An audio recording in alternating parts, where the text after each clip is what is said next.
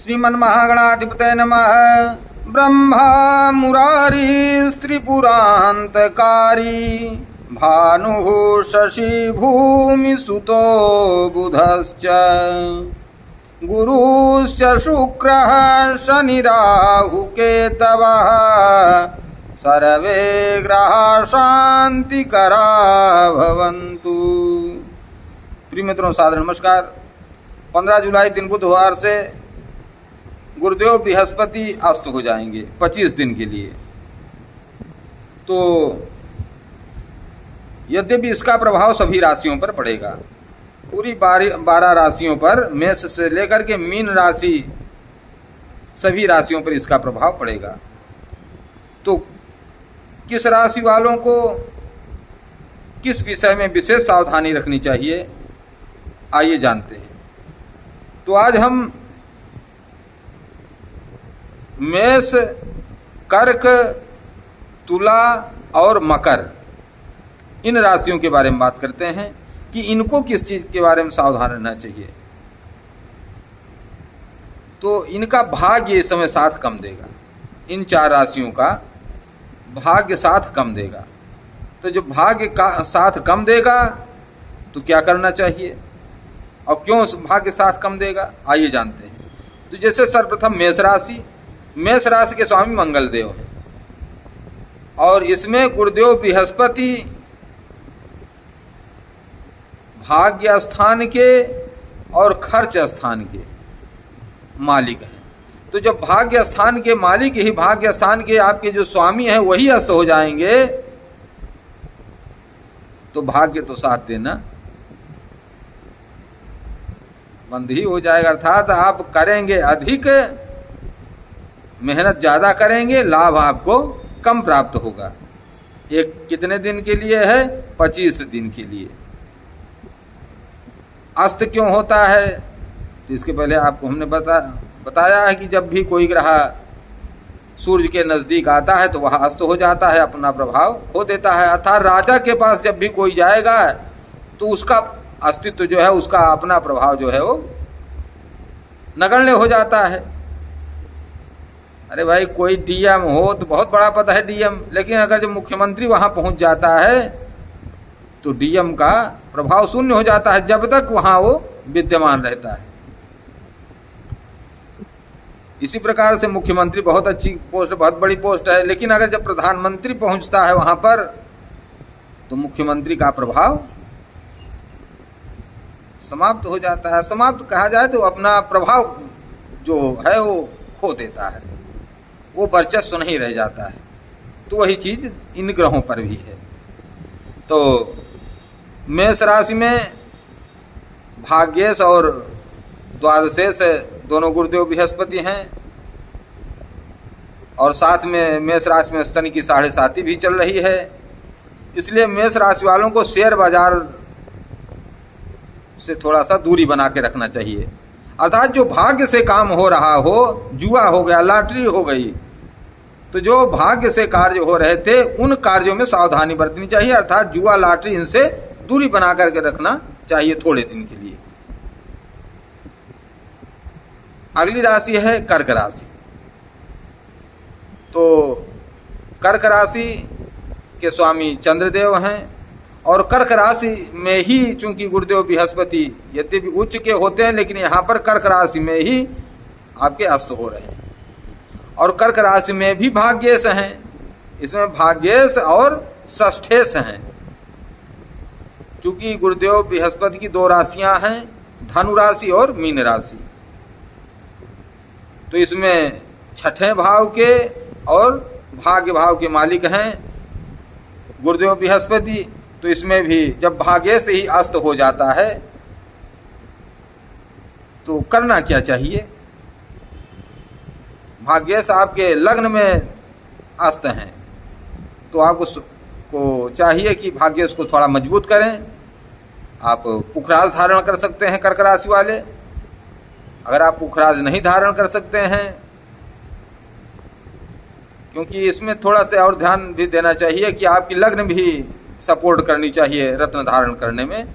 लेकिन आप अगर रत्न नहीं धारण कर रहे हैं तो आपको पीला कपड़ा का अधिक उपयोग करना चाहिए। पीले कपड़े आप पहनिए, हल्दी की गांठ अपने पास रखिए, हल्दी और गुड़ जो है वो आप केले के पेड़ वृक्ष में चढ़ाइए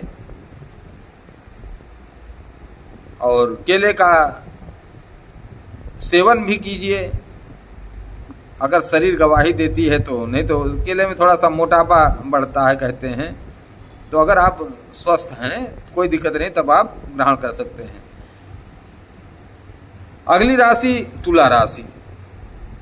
तुला राशि में गुरुदेव बृहस्पति पराक्रम भाव के स्वामी हैं। पराक्रम भाव के और छठे भाव के स्वामी होकर के आपके कर्म स्थान में अस्त हुए हैं। तो मेहनत के स्वामी ही जब अस्त हो गए हैं तो क्या करना चाहिए भाई? इसलिए मेहनत करनी चाहिए, आलस नहीं करनी चाहिए। और आपके चूंकि भाग्येश भी अस्त हैं। भाग्येश कौन है आपके? बुध देव हैं। मिथुन राशि जो है आपकी भाग्य स्थान में पड़ेगी और भाग्य स्थान के स्वामी बुध देव हैं। और बुध देव भी 25 जुलाई तक अस्त रहेंगे। तो आपको चाहिए कि एक जैसे गोल्ड हो गया, चांदी हो गई, इसकी खरीद फरोख्त में थोड़ा सावधानी बरतें। अभी ये सब ना खरीदें, नहीं तो आपको नुकसान हो सकता है। मेहनत के स्वामी ही जब अस्त हो गए हैं तो आपको प्रयास करना चाहिए, समय से उठना चाहिए। अपनी जो जीवन शैली है उसमें बदलाव से थोड़ा सा अगर आप जागरूक रहेंगे, आलस नहीं करेंगे तो कोई दिक्कत नहीं होगी। अगली राशि है मकर राशि। मकर राशि में आपके खर्च स्थान के और पराक्रम स्थान के स्वामी हैं गुरुदेव बृहस्पति। तो आलस का परित्याग करिए। यद्यपि आलस आएगी, नींद आएगी, लेकिन आपको उस पर विजय प्राप्त करनी है। थोड़ा सा आपके छोटे भाई बहन को, दादा दादी को कष्ट हो सकता है, तो आपको भी चाहिए ओम ग्राम ग्रीम ग्रौम साह गुरुवे नमः, या जो गुरु तुल्य हैं, पिता तुल्य हैं, गुरुओं का सम्मान करिए, अपने पिता का सम्मान करिए। तो गुरु भले अस्त हो गए हों, लेकिन आपके एक गुरु हैं जो आपके सारे काम बना सकते हैं, जो दिखाई देने वाले हैं। आपके माता पिता हैं, आपके जो सीनियर हैं, या जिनसे आप कुछ सीखते हैं, जो आप जिन्होंने आपको कुछ शिक्षा दी है, जिन्होंने आपको कुछ दीक्षा दी है, जो आपके प्रेरणा स्रोत हैं, उनको आपको प्रणाम करना चाहिए। और क्या करना चाहिए? क्या बढ़िया तुलसी बाबा ने लिख दिया है एक ही चौपाई में कि प्रातः काल उठी के रघुनाथा, मातु पिता गुरु नाम ही माथा। प्रातः काल उठ के रघुनाथा, मातु पिता गुरु नाम ही माथा। और चूंकि आपके गुरुदेव बृहस्पति कर्क राशि में सप्तम स्थान में, पत्नी के स्थान में निम्न के हुए, इसलिए आपको अपने जीवन साथी से संबंध अच्छा रखना चाहिए, उसकी बात मानना चाहिए, उसका सम्मान करना चाहिए। अगर आप अपने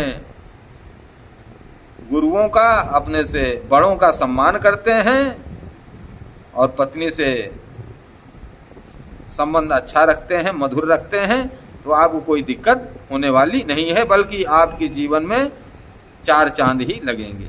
आलस्य का परित्याग करिए, गुरुओं का सम्मान करिए। अच्छा, सम्मान करने से क्या होगा? ये भी लिख दिया, एक सूक्ति है कि अभिवादनशीलस्य नित्यं वृद्धोपसेविनः, चत्वारि तस्य वर्धन्ते आयुर्विद्या यशो बलम्। शील पूर्वक, विनम्रता पूर्वक अभिवादन करने से, नित्य बूढ़ों की, अपने से बड़ों की सेवा करने से, जो ऐसा करता है चत्वारि तस्य वर्धन्ते, जो अपने गुरुओं को प्रणाम करते हैं उसकी 4 चीजों बढ़ती हैं, आयु, विद्या, यश और बल। ये 4 चीजें उसकी निरंतर बढ़ती हैं। हर हर महादेव। जय श्री कृष्ण, जय श्री राधे।